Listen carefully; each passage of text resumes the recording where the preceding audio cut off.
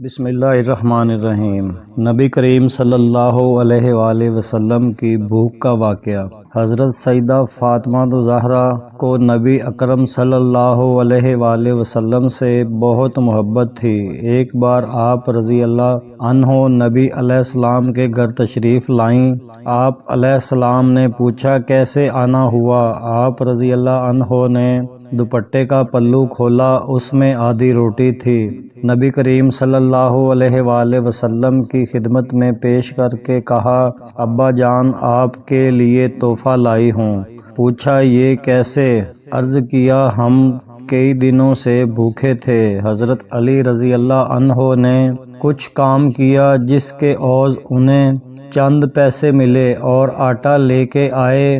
میں نے اس کی روٹیاں پکائی، ایک ایک حسن حسین رضی اللہ عنہ اور علی رضی اللہ عنہ نے کھائیں اور ایک سائل کو دی۔ جب میں اپنے حصے کی روٹی کھا رہی تھی تو دل میں خیال آیا، فاطمہ تم بیٹھی روٹی کھا رہی ہو، پتہ نہیں ابا جان کو کھانے کو کچھ میسر ہے بھی کہ نہیں، اس لیے میں اپنی بقیہ آدھی روٹی آپ علیہ السلام کی خدمت میں لائی ہوں، یہ ہدیہ قبول فرما لیجئے۔